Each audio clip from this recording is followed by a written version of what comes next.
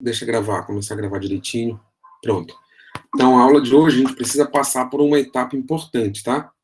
Eu estava lembrando aqui que a Patrícia, por participação aí, foi a mais corajosa, né? E começou a falar do trabalhinho dela. E eu acabei... E lembrou, né? Do que a gente tinha tratado nas aulas anteriores e ficou um livro para ela, né? Um livro... Deixa eu ver se está aqui. Nem está aqui, ó. Até levaram o meu livro daqui de cima. Levaram. Um livro de minha autoria, né? Vou fazer o lançamento desse livro ainda, mas a Patrícia vai receber em primeira mão, tentar colocar ele no evento regional, né? Que vai rolar no formato eletrônico.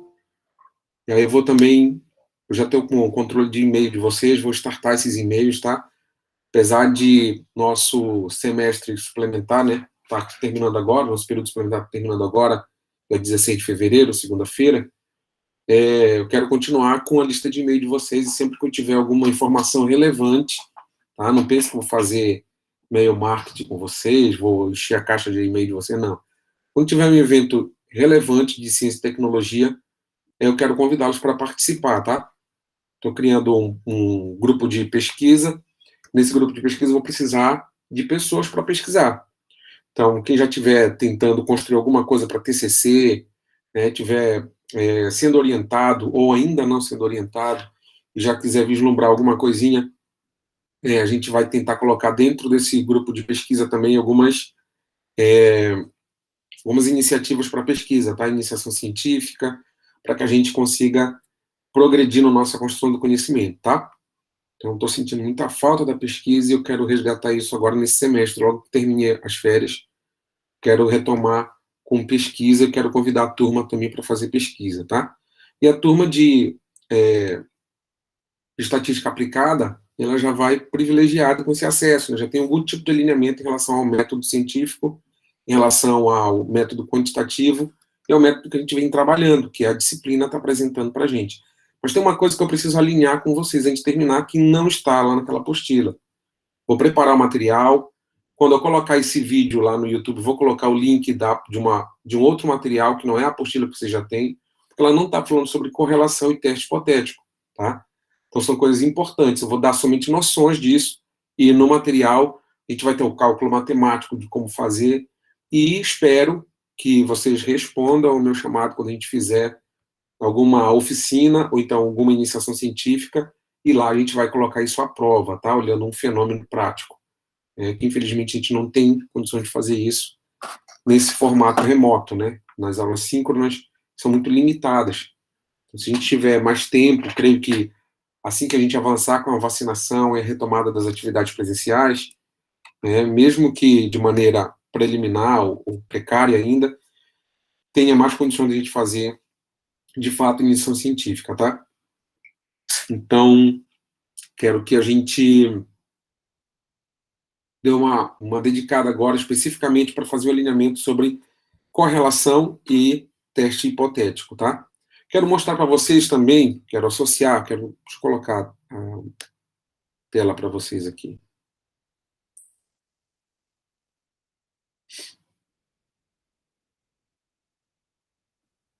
Todo mundo vê minha tela aí? Correlação linear simples e sugestão de software estatístico, tudo no mesmo tempo, tá? Teste hipotético vai ser uma coisa de segundo plano, mas que também a gente vai falar hoje. Então, esses 3 tópicos aqui, a gente vai deixar na aula de hoje, tá bom? Correlação linear simples, teste hipotético, e a gente vai usar um software específico, né, que é o Excel. Então, a gente usa o Excel só para fazer tabela, né, controle de lançamentos, isso que é muito importante. A gente usou, alguns colegas fizeram um trabalho de estatística com organização das tabelas em Excel. Isso facilita bastante. Eu mostrei para vocês como facilita na hora de fazer a organização do maior para o menor, né? E aí a gente vai separar os carros ali por cores no experimento. E quando a gente lança, pode ficar desordenado. E aí eu pedi que colocassem numa ordem decrescente, do maior para o menor, e quando construísse o gráfico, puxando daquela tabela, as colunas também iam ficar numa ordem decrescente ou crescente, dependendo de como você organiza o gráfico. Então, só o fato da gente usar também o Excel já dá conta da gente organizar a apresentação, fazer a apuração de dados. É bem importante a gente ter o manuseio seria muito relevante a gente ter uma oficina só sobre o Excel. Né? Tem o R também, né, que é um sistema parecido com o Excel, mas em fontes abertas, porque o Excel normalmente ele é muito caro, ele está dentro do pacote Office e você tem que pagar para fazer o uso desse software. Então, ele também é uma fonte genérica, uma matriz muito boa de se trabalhar, porém ele é caro, né? Ele é relativamente caro. Então, nem todo mundo tem acesso. A maioria dos acessos que a gente tem, infelizmente, são pirateados. A gente sabe disso, né?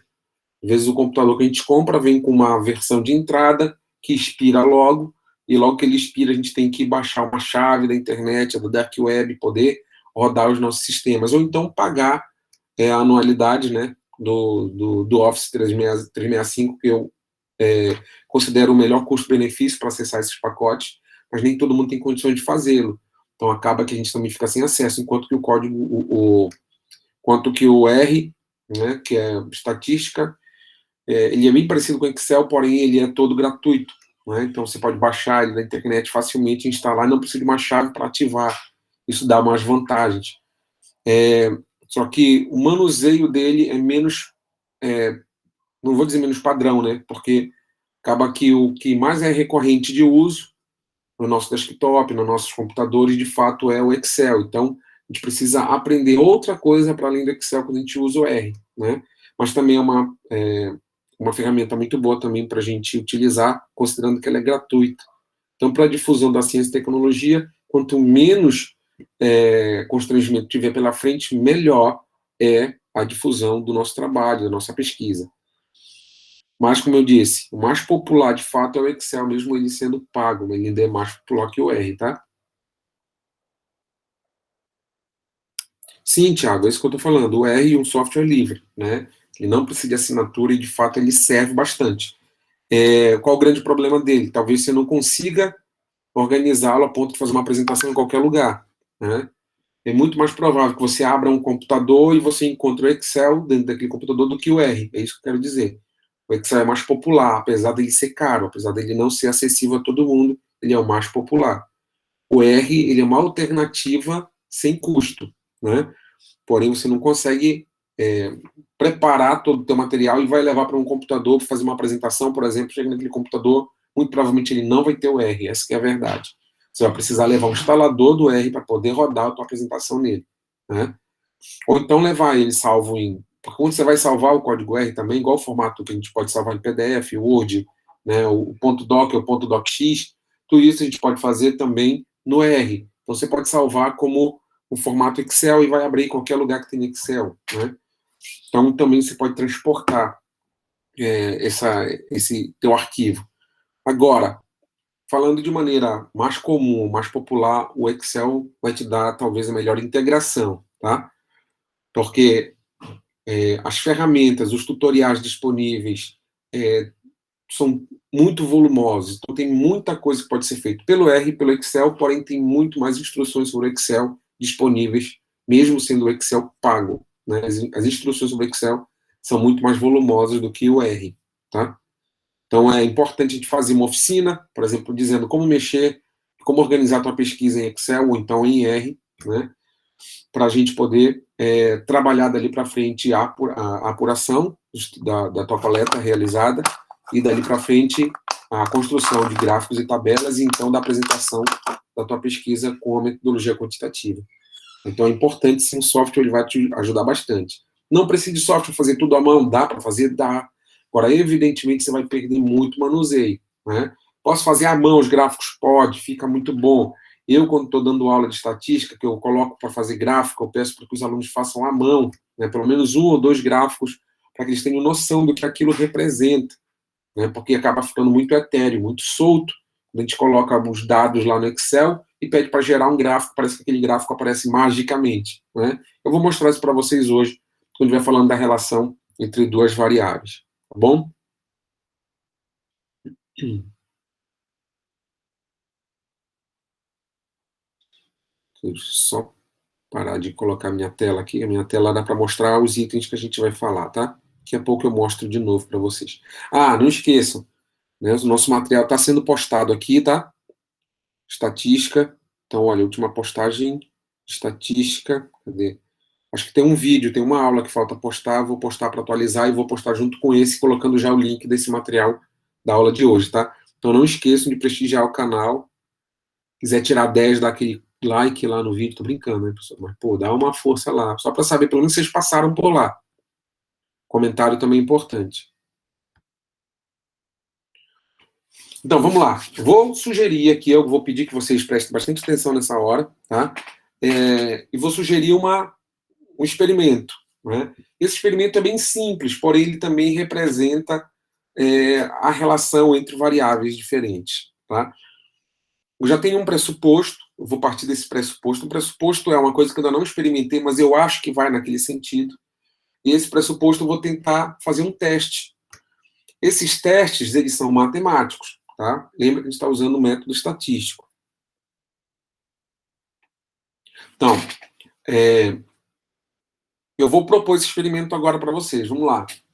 E eu quero saber aqui das meninas, vocês sentem muito frio? Porque eu perguntei para as meninas. Normalmente menina sente mais frio que menino, né? Mulheres sentem mais frio do que homens. Isso está no corpo, está no nosso código, na formação do nosso funcionamento biológico. Tem exceções, porém esse é o normal. Alguém sente muito frio aqui na sala?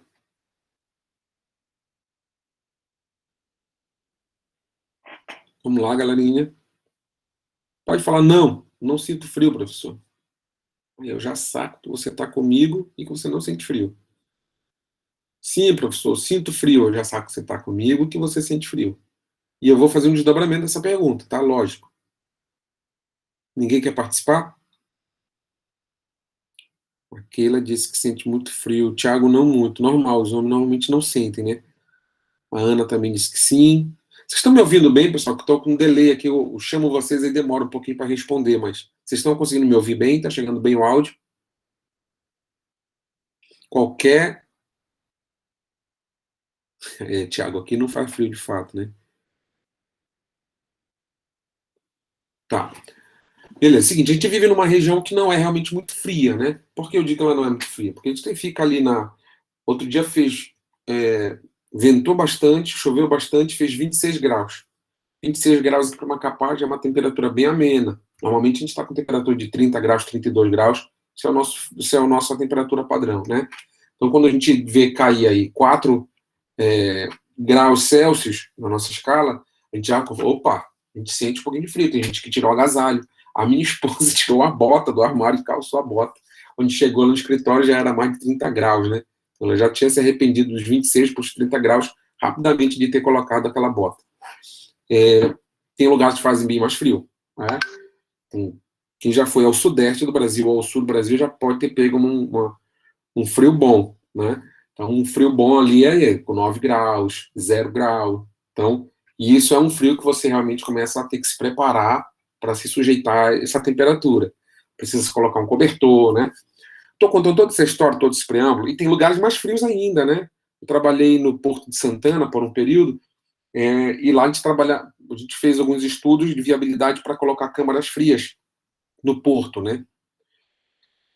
Aí, câmara fria no porto, com menos 20 graus. Eu já fui consultor de supermercados aqui no Amapá, e a gente entra nas câmaras frigoríficas dele com menos 20 graus, você se sente bastante. É possível, você entra, não consegue ficar muito tempo porque dói o frio, você respira aquele ar frio, né, o teu pulmão sente, você sai muito rápido. Dá para entrar numa câmara frigorífica a menos 20 graus, mas não dá para permanecer nela, tá? Inclusive, questão de choque térmico, você tem que ir para uma câmara de amortecimento, né, onde está a 0 graus, para você poder entrar na de menos 20 graus. Então, você tem que estar todo preparado para fazer isso. E pessoas trabalham nessa temperatura mesmo aqui em Macapá, viu, Tiago? A galera que está nos congelados lá, tem empilhadeira que não emite gases, e usa esse tipo de empilhadeira dentro de uma câmara frigorífica para tratar e operar com as quantidades de mercadoria. Por que esse preâmbulo todo, falando de frio? Falei para vocês, com 26 graus, minha esposa colocou a bota, acabou de fazer 30, uma variação de 4 graus fez ela se arrepender de ter colocado a bota. Isso foi semana passada, né? A gente, quando vai entrar numa câmara frigorífica aqui em Macapá, a gente precisa de uma zona de amortecimento. Você entra primeiro numa antecâmara, onde já está resfriado, e é o aproveitamento da câmara frigorífica, inclusive, é uma câmara resfriada, você fica ali entre 5 e 0 graus, né? Você sente bastante frio, mas não dói. Garanto para você, não dói o frio de 0 graus, de 5 a 0 graus. Mas quando você passa para o frio de menos 20 graus, você tem que estar realmente todo equipado, preparado, porque o contato, tanto com uma superfície fria, gelada dessa, menos 20 graus, quanto com o próprio ar, também você já sente alguma coisa, né? Então você precisa se preparar para isso. Então, esse é um pressuposto que está aqui na minha mente, né? Está aqui na minha cabeça. Esse pressuposto que eu vou falar para vocês é o seguinte: quem falou que sente frio? A Keila, né? A Keila, quanto mais frio a Keila sofre, né? Quanto menor a temperatura ambiente onde a Keila está, mais bate o queixo da Keila. Ficou até uma cacofonia, né? O queixo da Keila. O queixo da Keila bate mais forte ou mais rápido quanto mais frio está o ambiente. Então, se ela estiver na temperatura ambiente, muito provavelmente, ali com seus 26, 28 graus, provavelmente a Keila não vai estar batendo os dentes. Provavelmente, eu disse. Agora, se a gente entrar numa sala refrigerada, no nosso ambiente de trabalho, ou em casa, no nosso quartinho debaixo da edredom, né, que faz ali perto dos 20 graus, 22 graus, aí, mesmo que esteja escalado no 18, não está fazendo 18 graus na sala, tá? Não viaja. Mas aí fica ali com 22, 24 graus, entre 20 e 24 graus. Aí já está friozinho, você sente aquele friozinho. E se você ficar alguns minutos fora da coberta, vai realmente tremer um pouquinho, vai balançar os queixos, porque a gente não está acostumado com essa temperatura. Então, aquela que manifestou aí que sente frio, né? A Juliane disse que depende, às vezes sim, às vezes não. A Patrícia, que disse que sente frio. A Ana, que dorme com meia, né?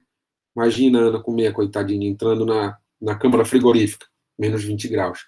Então, essa temperatura de 20 a 20, 22, 23 graus, ela é bem amena, ela é bem fria, ela é abaixo da nossa temperatura corporal, que é 35,5, né? 35 graus e meio. Então, a gente já vai precisar produzir energia para poder se aquecer e se manter com segurança nessa temperatura. Então, o nosso corpo começa a responder, a gente começa a se tremer. Eu estou chamando de tremelique, né, que é um sinal de que o nosso corpo está trabalhando muito para poder aquecer. Vamos chamar de bater queixo, né? Então, aquela, quanto mais frio, mais bate queixo. E aí, vamos supor que aquilo agora está viajando, foi ali para Brasília. Brasília, a gente já pega ali 15 graus, 16 graus, que é mais frio do que os 20, que ela já sente quando vai dormir na coberta.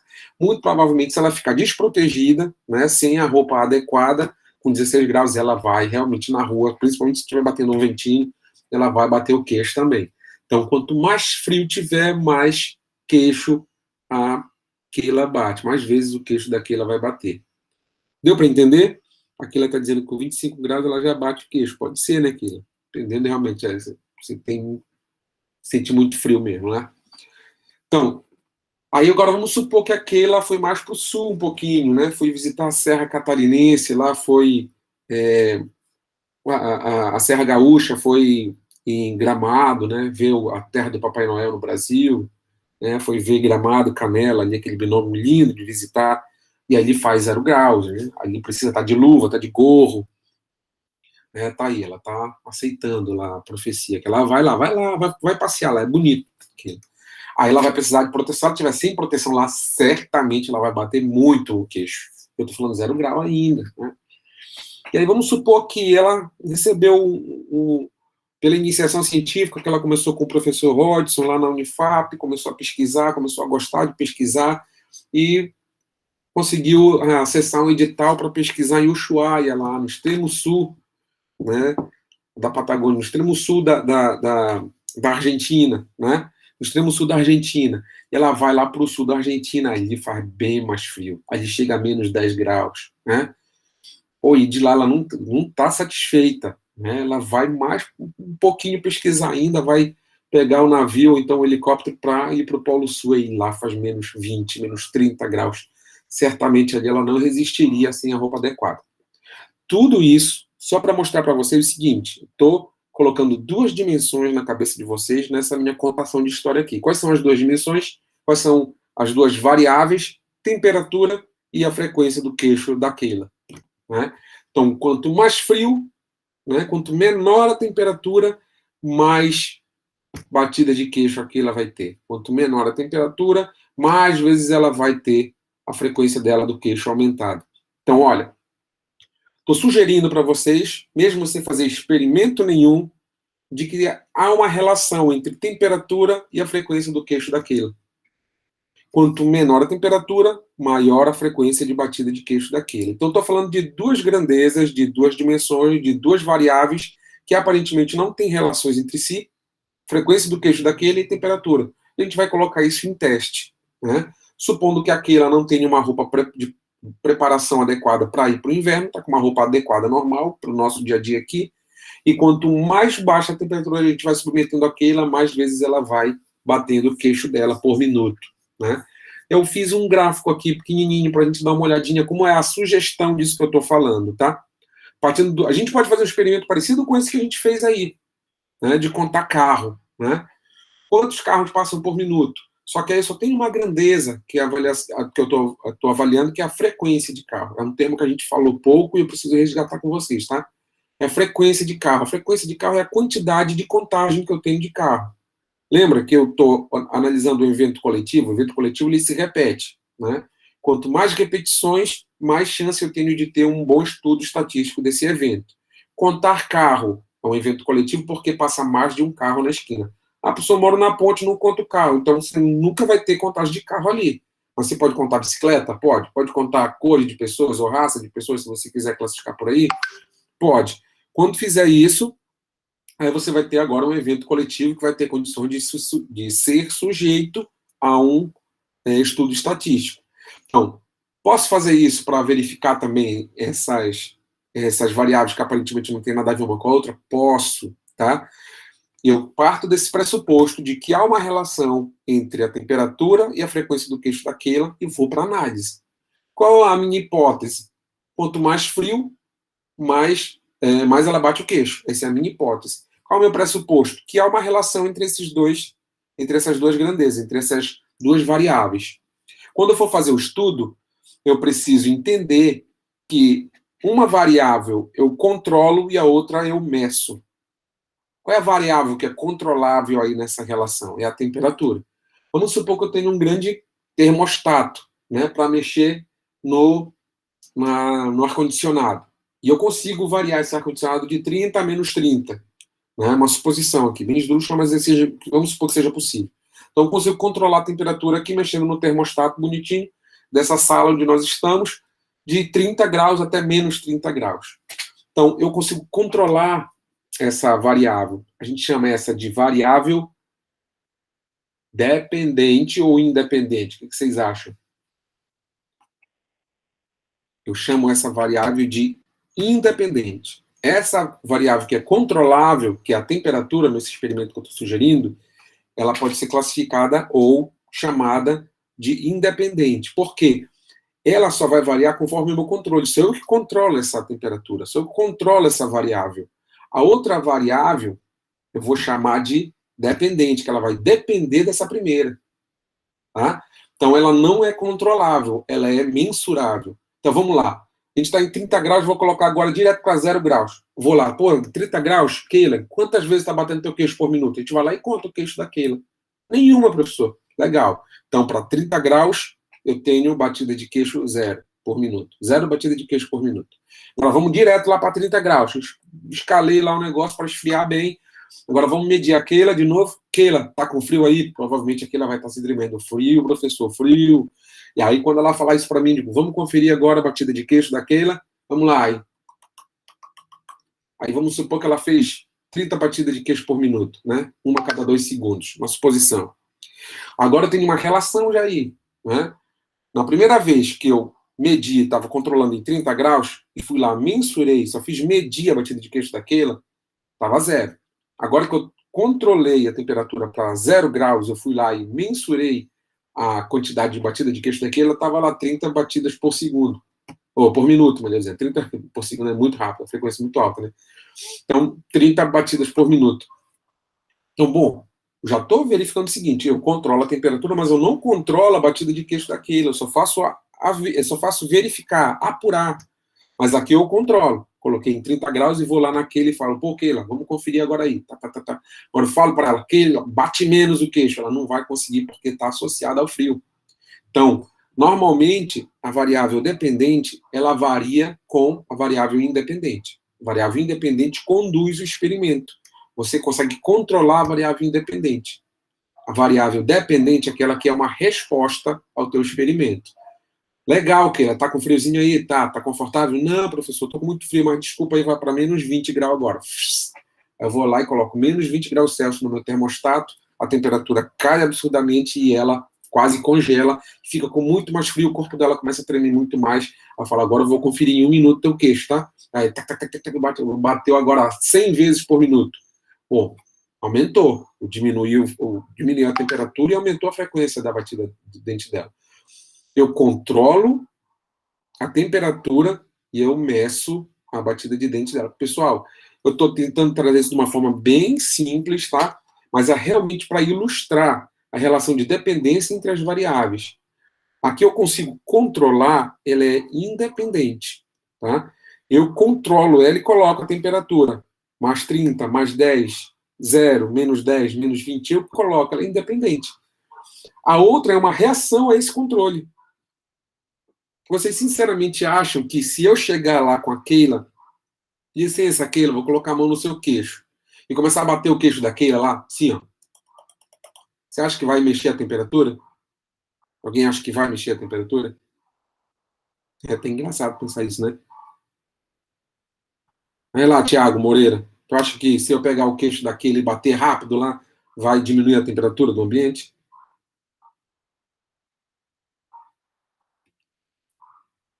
Aquele dá responde, né? Não, mas não, de fato, né, pessoal? Não é a batida de queixo daquele que controla a temperatura, olha só. É simplesmente uma reação, é simplesmente uma reação ao frio. Então eu posso controlar a temperatura da sala, mas não posso, não com a batida de queixo dela, mas com o termostato. Então essa variável é independente. A outra que é uma resposta à temperatura, que é a batida de queixo dela, essa sim é dependente. Ela varia com a primeira, tá? Então, olha só, eu consigo fazer alguns testes hipotéticos aí. Um deles é esse que eu acabei de sugerir. Parece absurdo, o pessoal até riu, né? Se eu chegar no queixo daquele e bater lá, tá, tá, tá, tá, tá, tá, tá, eu olho a temperatura, tá a mesma. Desculpa aqui, não vou bater mais rápido agora. Tá, tá, tá, tá, tá, tá, tá. Eu olho a temperatura, continua a mesma. Ou seja, o queixo, ou a frequência de batida do queixo daquele, ela não interfere na temperatura da sala. Agora vamos fazer outro teste hipotético. Vamos diminuir a temperatura da sala. Keila, tá tudo bem aí? Tá, aguento, legal. Tá batendo o queixo? Não tô. Vou esfriar mais. Se esfria mais que ele, vamos lá conferir, já está batendo o queixo. Então, entende que uma interfere na outra, né? Elas estão relacionadas entre si, mas é uma que cria a relação, né? Em alguns experimentos sociais é muito difícil entender qual é a variável independente e qual é a variável dependente. É muito difícil. Alguns experimentos sociais a gente precisa ter tempo de maturação do experimento para poder saber. Por exemplo, fica naquela regressão infinita, né? Quem nasceu primeiro, o ovo ou a galinha? Como se, quando eu mexesse em uma variável, a outra variável respondesse. Quando eu mexo nessa outra, essa aqui também responde. E eu preciso entender qual é que está criando a relação, qual é a dependente e qual é a independente. Né? Qual é aquela que eu consigo manipular e qual é aquela que eu consigo medir a resposta, simplesmente. Né? Às vezes não está muito evidente. Eu trouxe um exemplo para vocês bem claro, entre temperatura e batida de queixo. Diga lá, filho.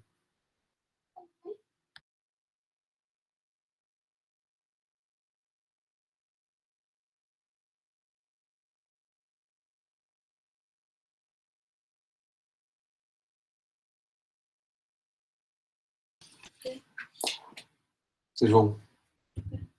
Então, nem sempre é fácil, como nesse experimento que eu propus para vocês, de maneira simples, né, ilustrativa, de fato, identificar qual é a variável dependente e qual é a variável independente. Vai precisar, às vezes, de uma série de experimentações e testes hipotéticos. Às vezes, quando você plota, o que é plotar? É colocar num gráfico, né? Quando você pega essas expressões e coloca num gráfico, às vezes fica claro que há uma relação entre as duas. Mas não precisa ficar claro qual é a variável dependente e qual é a independente. Você precisa provar que há uma relação entre elas. Os testes de correlação eles são matemáticos, né? Não é somente uma fórmula, são várias fórmulas. Você pega a variância, covariância, tá? Para poder fazer análise. Pega da distribuição para identificar essas variáveis. E é em uma oficina prática que eu gostaria de ter é um momento com vocês para fora da disciplina para a gente passar por esse constrangimento matemático. Não vamos precisar desse constrangimento matemático na disciplina, tá? Até porque eu já alertei na aula passada, ou seja, no vídeo passado, já coloquei para vocês que o nosso trabalhinho de avaliação vai ser realmente o desmembramento de toda a nossa pesquisa que a gente fez até aqui, em etapas, né? As etapas do método estatístico. Você vai descrever cada etapa conforme o experimento que você fez. Teve gente que experimentou contar carro, teve gente que experimentou contar balinha, né? Contar MM ou jujuba. Fique à vontade para descrever, eu só preciso enxergar. E eu falei que podia ser em grupo, né? Na verdade, em dupla de até 3 pessoas, não foi isso que eu falei? Dupla de até 3 pessoas. Então, façam grupos, trabalhem juntos. Tem pessoas que têm mais dificuldade do que outros, é natural que isso aconteça, mas tentem crescer juntos também. Então, nosso método avaliativo vai ficar até aí.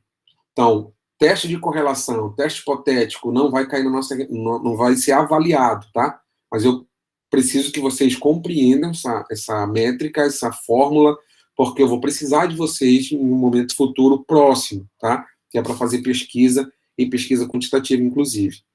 Eu quero mostrar para vocês também uma fórmula, como a gente consegue fazer isso.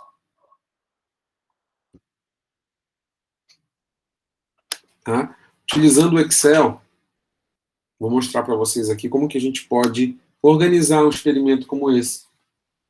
Vou mostrar aqui.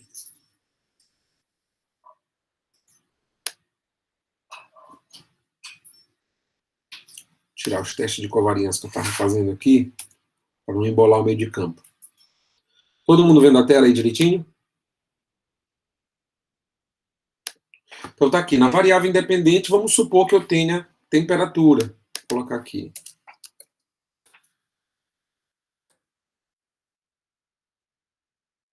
Graus Celsius, vamos ver se consigo colocar aqui.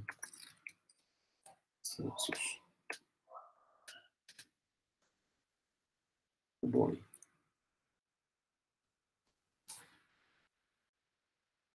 Graus, vou colocar só graus, para entender bem.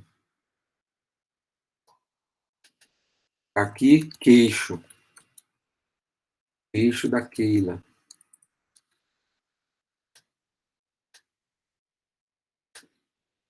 Vamos lá. Vamos supor que a gente está começando em 20 graus e vai até menos 20, mas ela disse que ela é frienta, né? Vamos mudar aqui alguma coisa, então. Então, vamos lá. Em 20 graus ela já bate o queixo. Ela disse que 25 ela sente, né? Então, vamos lá. Em 20 graus ela bate 10 vezes o queixo por minuto. 10 graus, já mais frio, veja só. Saiu de 20, tá todo mundo vendo aí, né?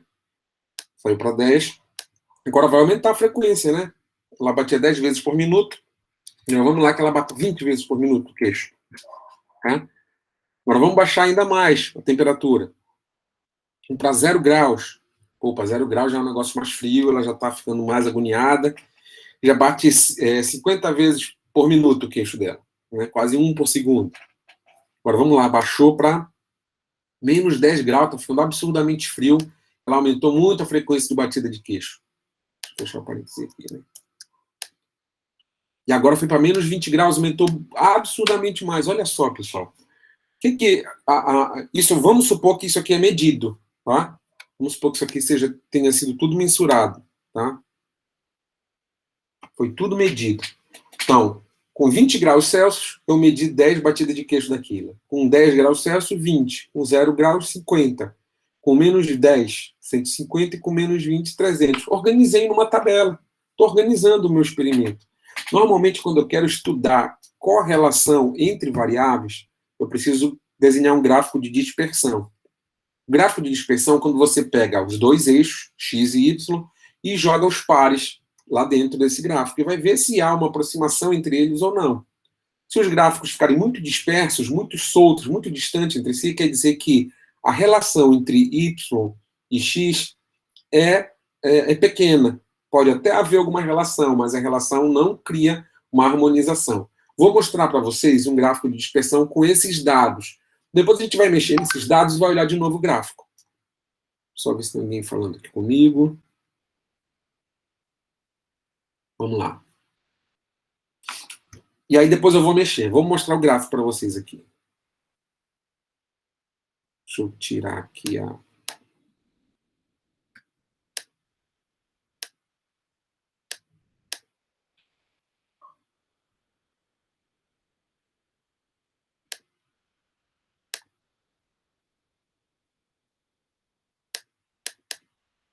Eu já coloquei linha de tendência aqui, peraí.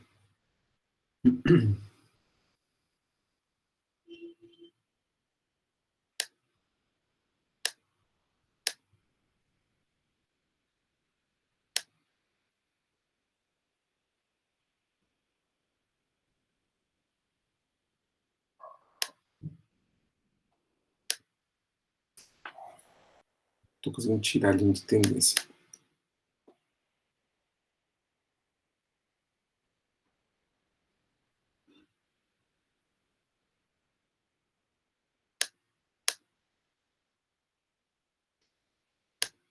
Vamos lá, pessoal. Vamos tentar desconsiderar. Eu sei que a gente está vendo, mas vamos tentar desconsiderar a linha tracejada que está aí, tá? Então, no eixo Y, eu vou ter aqui a temperatura, olha, de 20 a menos 20, como a gente colocou lá, né? E aqui os pares. O X aqui é queixo da Keila, né? Frequência de batida do queixo da Keila. Vamos lá. O primeiro par XY que a gente tem é esse aqui. Vamos lembrando da tabela? A tabela também é aqui, ó. 20 e 10. 20 graus para 10 batidas de queixo. Então, eu tenho aqui no gráfico 20 graus para 10 batidas de queixo da Keila. Não está aparecendo 10 ali, né? Está só 50 e 50, porque vai aumentar muito a batida. O próximo ponto vai ser 10 graus e eu coloquei lá 20 batidas, né? Então, 10 graus, 20 batidas. Estou colocando só os pontos, tá, pessoal? Simplesmente eu ploto lá os dois gráficos, né, os dois eixos, melhor dizendo, para cada eixo para uma equação, e aí vai importar a ordem, tá, do x e do y. Mas quando você montar x e y, a dispersão vai mostrar para você se tem ou não uma relação. Posso chamar aqui no eixo das verticais, das abscissas, por exemplo, minhas ordenadas, eu posso chamar ali essa... em vez de chamar de y, chamar de x e inverter isso daí, posso fazer. Quando eu plotar, vai me dar uma relação desses pontos, esses pontinhos azuis que estão aí. E aí é essa relação que vai me dizer se há aproximação ou não de uma linha, né? Se há uma coisa equilibrada ou não. Ou eles podem estar completamente dispersos. Aí, se eles estiverem completamente dispersos, quer dizer que a relação entre uma variável e outra é baixa. Não tem uma implicação evidente entre uma e outra, tá? Aqui a gente consegue ver que há um comportamento, tá? Eu vou já mostrar para vocês. Então, agora, baixei mais a temperatura, fui para zero. Em 0 graus, a Keila bate 50 vezes o queixo, né? 0 graus, a Keila bate 50 vezes o queixo. Próximo ponto. Agora, em menos 10 graus, a Keila já bate 150 vezes o queixo, olha. Só aumenta a batida de queixo dela conforme vai diminuindo a temperatura. Agora, para menos 20 graus, vou para 300 batidas de queixo, negócio absurdo, 2 batidas por segundo, é isso? Né? A frequência é muito elevada aqui, muito grande, muito alta. Então vamos lá. Então ela tem esse gráfico de dispersão com esses pontos jogados na tabela. Né? O que eu posso fazer aqui? No Excel fica legal, que eu clico aqui com o botão direito e falo inserir linha de tendência. Né? Eu estou inserindo linha de tendência. Normalmente vai aparecer para vocês de cara uma linear. Tá aqui. O que é uma linha de tendência linear? Ele faz uma redução de primeiro grau, é uma reta. Né? Ele coloca essa redução linear que tem um grau só, ou seja, x e y sem grandes interferências, sem modificações de graus diferentes. Então aqui eu estou olhando e eu estou tendo uma linha de tendência. Conforme essa linha de tendência passa por perto dos pontos, eu posso ver se eles estão muito longe ou bem próximos do ponto. Se eles estão próximos, se esses pontos estão próximos da linha, quer dizer que eu tenho uma boa relação aí. Quer dizer que eu posso trabalhar com essa linha de tendência. Qual é o ponto que está mais disperso aí dessa linha? Alguém consegue identificar para mim?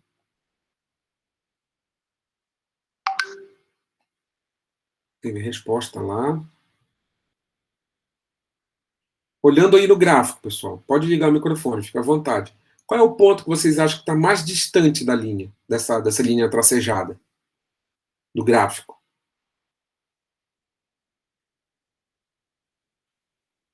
Ponto 1, 2, 3, 4 ou 5?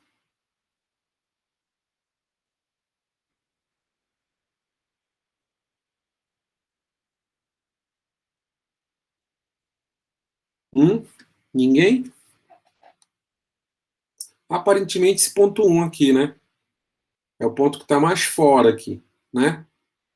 Os outros estão bem próximos, de fato. Esse aqui também está quase distante, mesma distância que o 1, né? Mas o outro está bem em cima, por exemplo, o ponto 2, o 4 e o 5 também próximos da linha, né?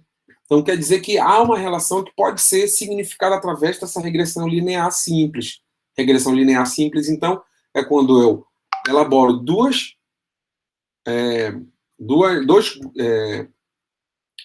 grandezas ou duas variáveis e relaciono uma com a outra para verificar se de fato há uma relação entre elas. Que a gente chama de correlação. E a gente faz esses testes, né?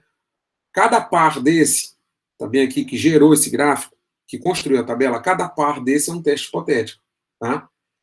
Eu acabo testando. Bom, em 0 graus eu vou ter uma hipótese de que ela vai aumentar a batida de queixo, né? Então, diminuir 10 graus vai aumentar, diminuir 10 graus vai aumentar. Estou fazendo um teste hipotético. Esses testes hipotéticos estão representados na minha linha de correlação, tá? Isso tudo eu posso expressar matematicamente, mas eu não estou fazendo, estou trazendo primeiro o conceito, para a gente compreender bem esse conceito, para fazer sentido. Se eu cair para uma fórmula matemática, às vezes não faz sentido.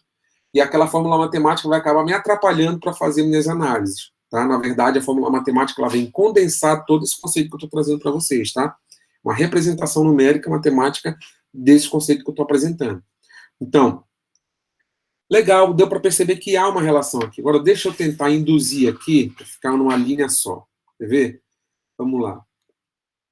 Se eu tá em 10 aqui, diminuir 10, diminuir 10 ali também, diminuir 10 aqui. Vamos diminuir 10 aqui também. Aumentar, né?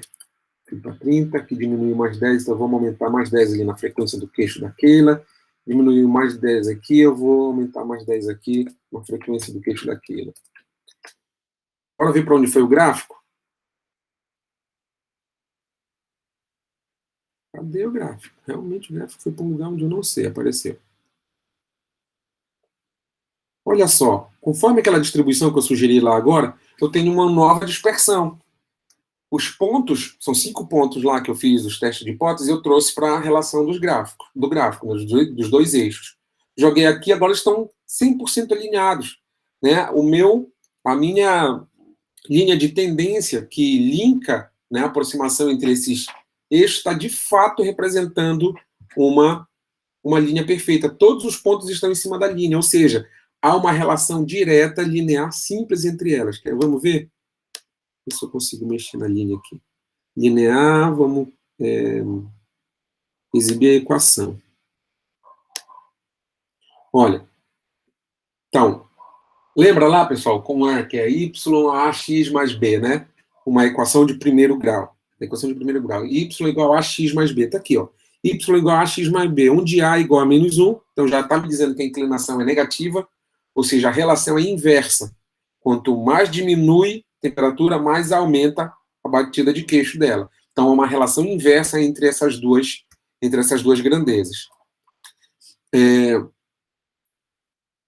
eu tenho o B aqui igual a 30. Quer dizer o quê? Quer dizer que quando y for zero, né, lembra, quer dizer, quando o x for zero, o y vai ser 30. Quer dizer o quê? Quando eu tiver ali 30 graus, ela não vai bater o queixo. Né? Então, é isso que quer dizer essa aqui. Quando eu tiver com 30 graus, ela não vai bater queixo. Então, quando ela vai batendo 20, vai baixando, vai aumentando vai diminuindo a temperatura, vai aumentando a frequência do queixo daquilo. Tá? Então, quando eu tenho todos os pontos em cima dessa linha de tendência, quer dizer que eu tenho uma relação perfeita, uma relação linear perfeita entre eles. Tá? No anterior, vamos fazer aqui o meu Ctrl Z para mostrar a fórmula para vocês.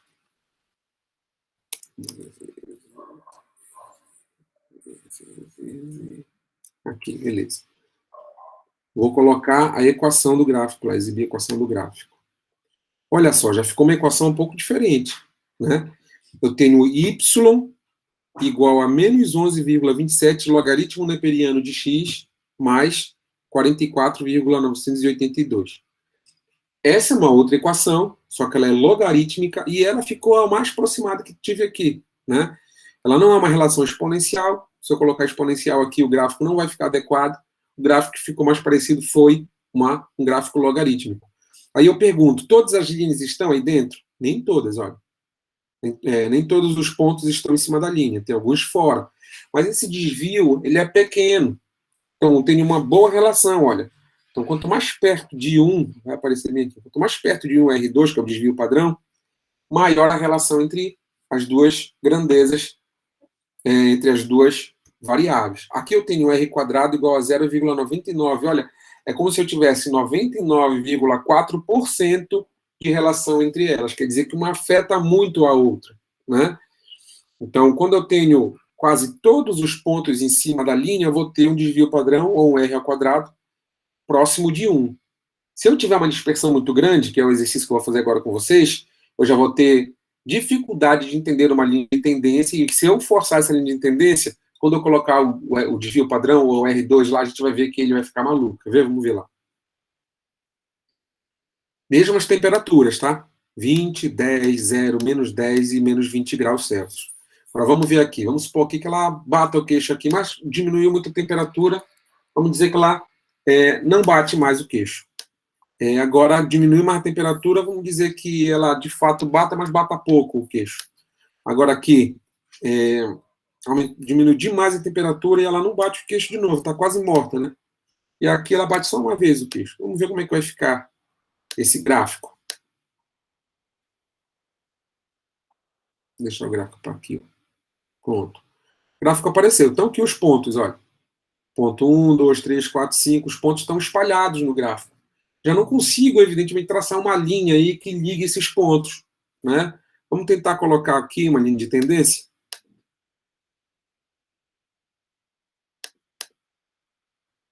Adicionar linha de tendência.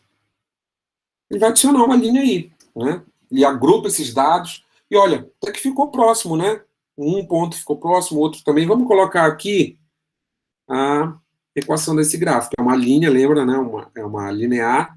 Então, a gente tem uma equação de primeiro grau. Y igual a 0,4x menos 7,7. Legal. Pô, isso quer dizer o quê, professor? Isso quer dizer que quando eu tiver o x igual a 0, batida de queixo igual a 0, a tendência é que eu tenha menos 7 graus. Pô, mas ela também não bate aqui com 10 graus. Vê que esses pontos eles não estão posicionados estritamente em uma área do gráfico onde eu consigo entender uma relação. Pessoal, quanto mais pontos a gente tem, um gráfico de dispersão fica mais bonito de se ver a relação, tá? É normal que a gente tenha dados discrepantes. Às vezes é um erro de medição, tá? Dados discrepantes podem dizer isso para a gente. Às vezes é um erro de coleta ou de registro, né? A gente pode ter missing data, dados perdidos, que não vão representar a relação no gráfico. Então, tem uma série de justificativa quando a gente coloca uma plotagem entre as relações, entre as variáveis, e diz, olha, há uma relação aí, mas tem aquele ponto que está muito fora. Por que aquele ponto está fora? Normalmente a gente consegue tecer uma justificativa para ele. Quando está muito disperso e não há relação nenhuma, é que a gente vai dizer, olha, essa variável realmente ela não interfere na outra variável. Então o gráfico fica aleatório. Vamos ver aqui o R², ou o desvio padrão aqui. Olha só, ficou abaixo de 5, né? Abaixo de meio, 0,5. 0,4 quer dizer que é uma relação muito baixa entre essas duas variáveis que a gente está trabalhando para esse gráfico de dispersão. Então, mais uma vez, quanto maior o R², maior a relação entre as variáveis. Quanto menor o R², menor a relação entre as variáveis, tá? Então, não confundir com ser positivo ou negativo. Aqui deu uma relação crescente, me deu um B positivo, né? AX mais B, AX menos B ali no caso. O AX, o A aqui é positivo, então tem um grau de inclinação positivo, né? Então tem uma reta crescente na configuração da minha função de primeiro grau. Quando eu tenho um A negativo, eu tenho uma função decrescente, inclinada para baixo, para a direita para baixo. Então aqui, não é porque ela é crescente que ela vai melhorar com o passar do tempo. Não, é só uma relação dizendo. O que esse gráfico está dizendo para mim? Do jeito que ele está aí. Está dizendo que tem uma tendência de quanto maior a temperatura, mais vezes ela bate o queixo. É isso que esse gráfico está dizendo para mim. Né? Então, se esse gráfico fosse verdadeiro, medido, e esses pontos fossem realmente experimentados, o que eu ia trazer, então, para a minha conclusão? Falar, realmente, não há uma relação muito evidente entre a temperatura e a frequência do queixo da Keila, e o meu pressuposto estava furado, o meu pressuposto estava errado, se mostrou inválido. Qual era o pressuposto? De que o frio interferiria na frequência do queixo dela. Está dizendo aí, nisso que a gente está olhando agora, que não. Né? Lembrando que o primeiro desenho que a gente fez mostra que há uma relação. E mostra que a relação é estreita porque o desvio padrão é próximo de 1. Deu para entender, pessoal?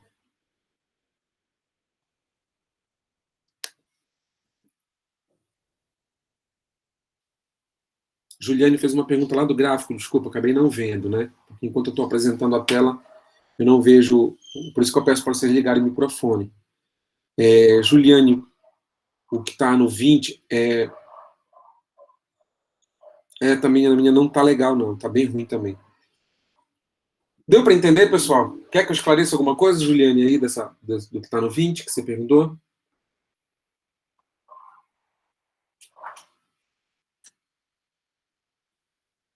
Ou já deu para compreender? Já fechou o raciocínio? Só confirma para mim aí.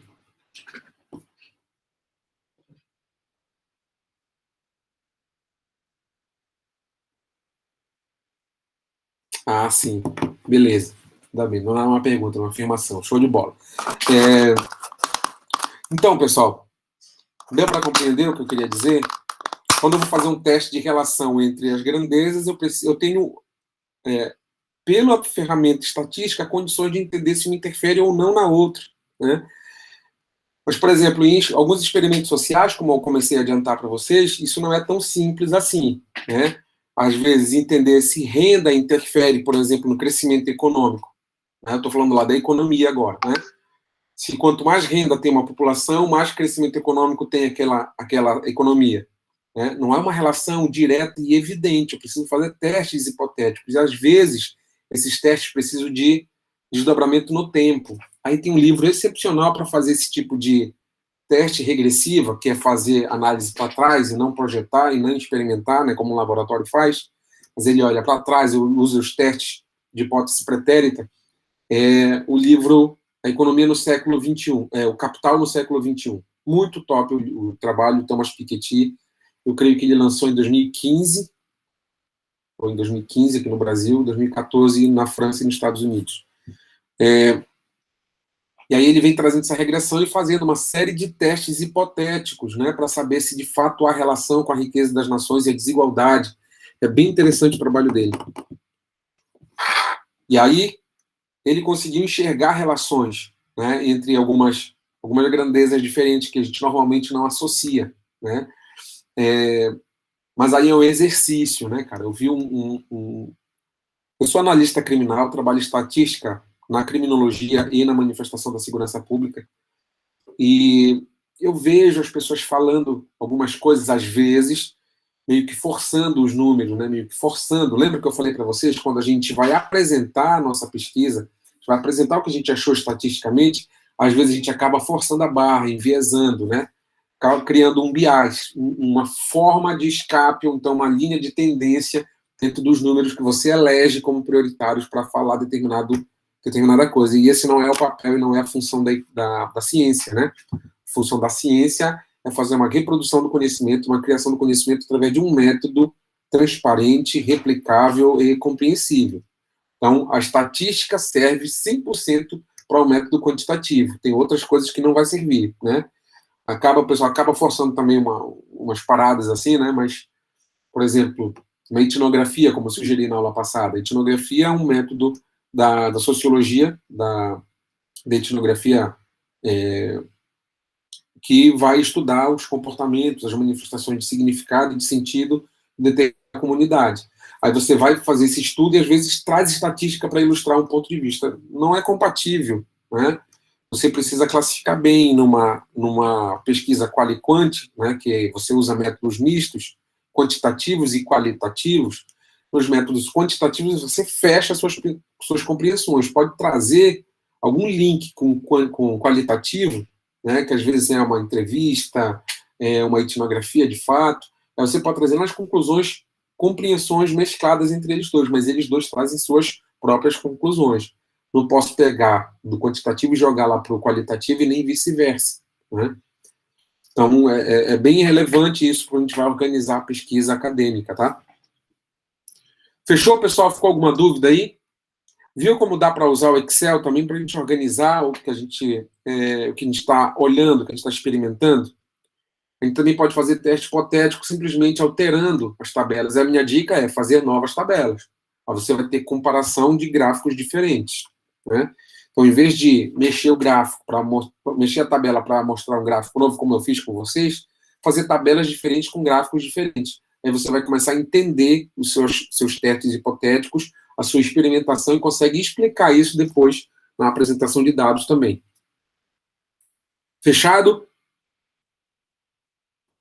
Tudo ok, pessoal? Preciso de uma confirmação de vocês. Ficou alguma dúvida? É lógico que essa abordagem que eu sugeri para hoje, ela é muito curta e ela é também conceitual. Porque ela é conceitual, ela precisa ser compreendida, porque é a partir desse conceito que a gente constrói outros exercícios.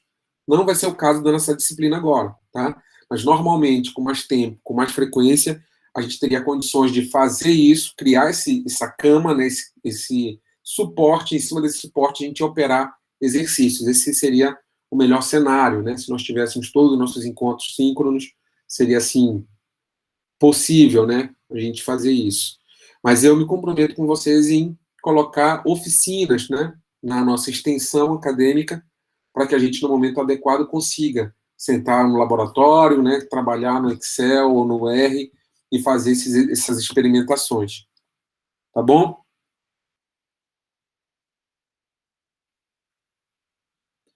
Sim, Juliane, de fato, né?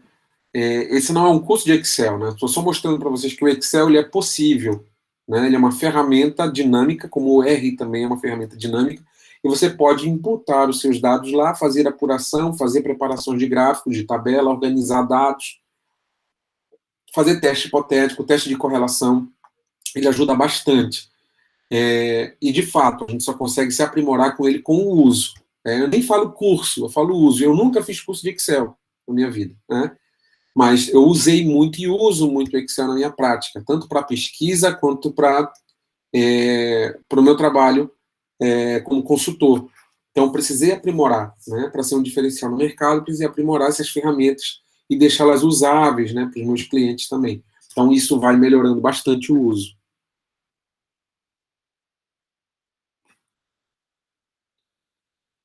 Keila, a gente não quer usar esse espaço de aula, tá? Desculpa, para mostrar. Eu vou parar a gravação, aí você pode mostrar.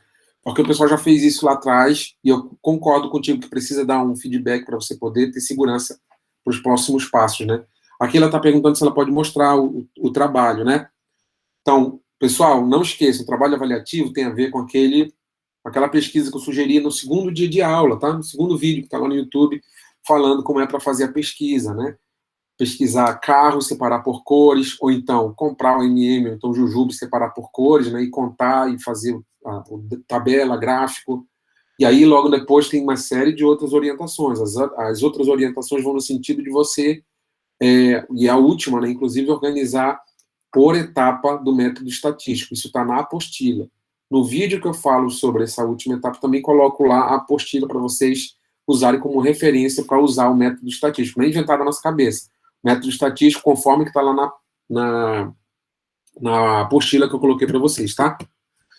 Então tá, pessoal, sem mais perguntas e considerações sobre correlação entre variáveis e testes hipotéticos e uso de instrumentos possíveis, então encerro aqui nosso vídeo, encerro nossa aula.